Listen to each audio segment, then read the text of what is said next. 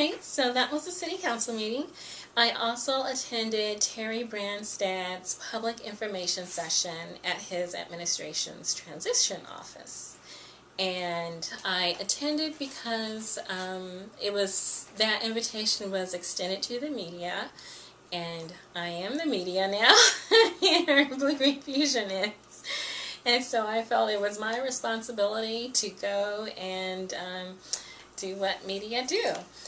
And apparently he was giving a presentation. Actually, David Roederer was presenting budget projections. They had a PowerPoint presentation with a chart, and basically Terry Brandstad expressed his disappointment or worry or concern or objection about the use of one-time funds to balance the state budget.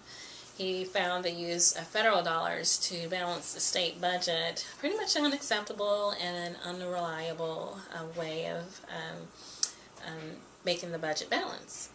And along with those lines, one of his priorities, which was clearly telegraphed throughout his campaign, he feels that state workers should make financial contributions to the cost of their own health insurance. He described that concept as a shared sacrifice. He wants to appeal to people's sense of fairness.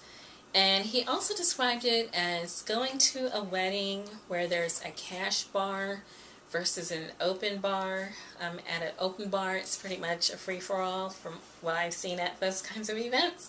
And then at a cash bar, you're more likely to be cognizant of what you're getting and a little bit more responsible, ideally. Anyway, I thought that was a pretty apt analogy.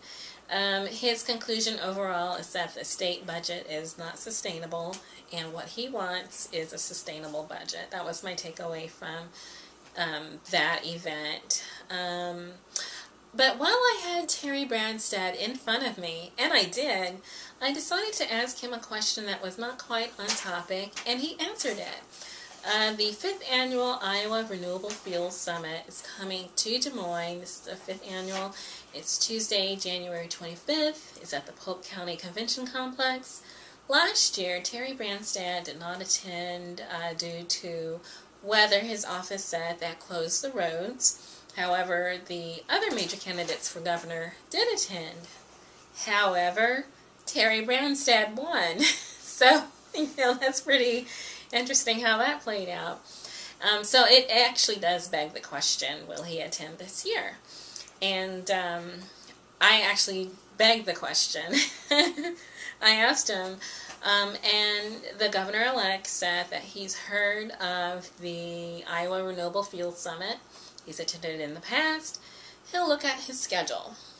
So that's how that played out. It was a very interesting time for me.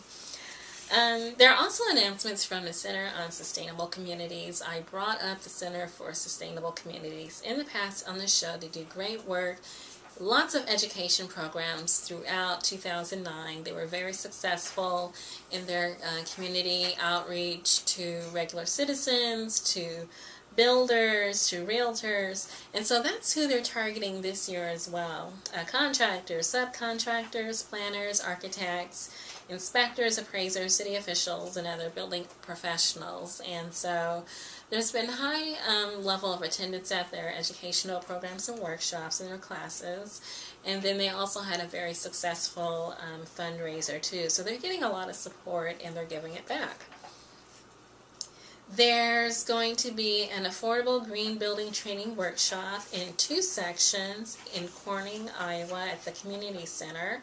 The first one is Saturday, January 15th, and they're going to focus on windows and doors, insulation and infiltration, plumbing and electrical.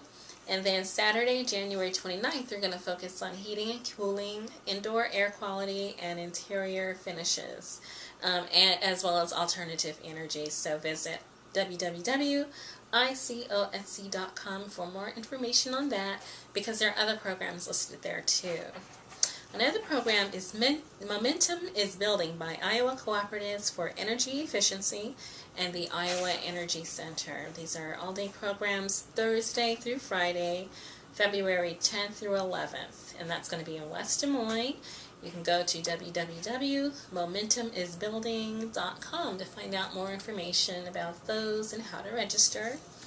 Back to Center on Sustainable Communities, they have also a workshop called COSC Connects.